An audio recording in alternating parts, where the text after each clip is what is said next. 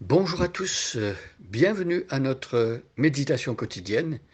Eh bien, en ce début de semaine, retour au travail, la fin d'un week-end, nous sommes heureux de pouvoir prendre ce temps pour méditer à nouveau la parole de Dieu. Eh bien oui, nous approchons pas à pas vers la fête de Pâques et vous l'avez compris, depuis quelques jours, nous méditons des textes qui sont situés chronologiquement peu avant euh, la fête de Pâques, qui est la fête la plus importante du calendrier chrétien. Euh, cette Pâques chrétienne, c'est le moment où Jésus va vers la croix, il va mourir à la croix, il va prendre la place des pécheurs, il va être un substitut, de sorte que tous ceux qui placent leur confiance en lui, en son œuvre à la croix, parce que Jésus à la croix est puni à notre place, il prend nos péchés, il meurt pour nos péchés et il vainc la mort pour toujours. Alors ceux qui croient dans sa mort, mais aussi dans sa résurrection, la bonne nouvelle de Pâques, c'est que Jésus a vaincu la mort, il est revenu à la vie et il est sorti du tombeau et il est vivant pour toujours.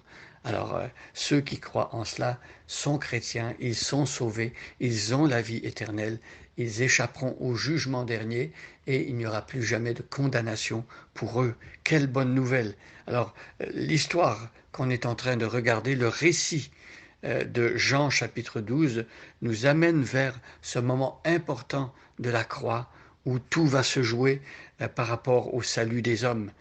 Alors nous sommes au chapitre 12 de l'évangile selon Jean, le quatrième évangile. Je lis à partir du verset 1 jusqu'au verset 15. Dans le chapitre 12, nous lisons dans la version Louis II. Alors, je vous invite à prendre votre Nouveau Testament et à suivre avec moi. 6 jours avant la Pâque, Jésus arriva à Béthanie où était Lazare, qu'il avait ressuscité des morts. Là, on lui fit un souper. Marthe servait et Lazare était un de ceux qui se trouvaient à table avec lui. Marie, ayant pris une livre d'un parfum de nard pur de grand prix, oignit les pieds de Jésus, et elle lui essuya les pieds avec ses cheveux, et la maison fut remplie de l'odeur du parfum. Un de ses disciples, Judas Iscariote, fils de Simon, celui qui devait le livrer, dit: Pourquoi n'a-t-on pas vendu ce parfum 300 deniers pour les donner aux pauvres? Il disait cela, non qu'il se mit en peine des pauvres, mais parce qu'il était voleur et que, tenant la bourse, il prenait ce qu'on y mettait.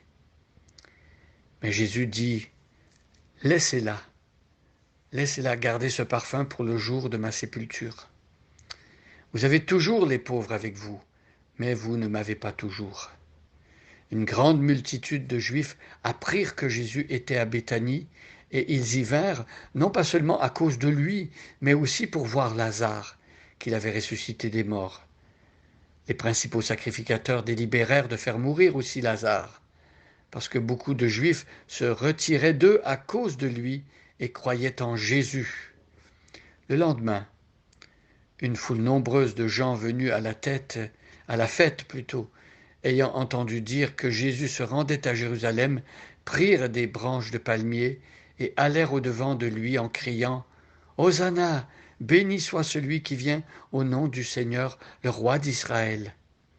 Jésus trouva un ânon et s'assit dessus, selon ce qui est écrit: Ne crains point, fille de Sion, voici ton roi vient, assis sur le petit d'une ânesse. Alors je termine la lecture au verset 15 et nous revenons rapidement sur le verset que nous avions vu, le verset 4, ou plutôt le verset 5, pardon, le verset 5. Alors on se souvient que Judas, en regardant cette femme adorer Jésus, au lieu d'être émerveillé de voir la piété de cette femme et son beau geste, l'adoration, le lien, l'amour que Marie a pour Jésus, au lieu de voir cela, voyez ce que Judas voit. Il voit plutôt que cette femme gaspille de l'argent. Pour lui, c'est gaspiller de l'argent que de prendre ce parfum et le répandre sur les pieds de Jésus. Alors Marie, elle, n'a pas du tout euh, cette opinion. Pour Marie, c'est la plus belle chose qu'elle puisse faire parce qu'elle aime Jésus. Et pour elle, elle est sans retenue, sans réserve. Elle donne tout ce qu'elle a. Et voilà ce qui est également pour nous un exemple extraordinaire d'adoration. Ressemblons à Marie et ne ressemblons pas à Judas. Donc on avait vu que Judas, hier, il avait posé cette question, pourquoi gaspiller cet argent? Et aujourd'hui, au verset 6, nous comprenons un peu mieux ce qu'il a derrière la tête, ce Judas. Judas n'est pas en train d'être un bon financier et d'essayer de gagner de l'argent pour les disciples et de faire une bonne affaire financière. Non, Judas, il est plutôt radin, il est plutôt attaché à l'argent et on voit bien qu'il ne se met pas du tout en peine à cause des pauvres, mais euh, son cœur est plutôt détaché de Dieu et de Jésus, et c'est plutôt un voleur. Et là, on apprend quelque chose qu'on ne savait pas, que Jésus avait révélé à ce moment-là euh, que Judas était voleur, mais que Judas, lui, avait essayé de cacher aux autres. En fait, ceux qui étaient auprès de Judas n'avaient peut-être pas remarqué que Judas piochait dans la caisse et qu'il prenait de l'argent. Euh, Peut-être que parfois on se demandait pourquoi la caisse était aussi peu fournie, pourquoi il y avait si peu d'argent. Mais c'est que Judas, lui, s'en mettait dans les poches. Et on va voir même que quand il décide de livrer Jésus à ses ennemis, c'est pour 30 cycles d'argent. Voilà, il a laissé un péché comme cela prendre une place euh, tellement importante dans sa vie qu'il n'a plus, il ne réalise plus la valeur des choses et ce qui est vraiment important.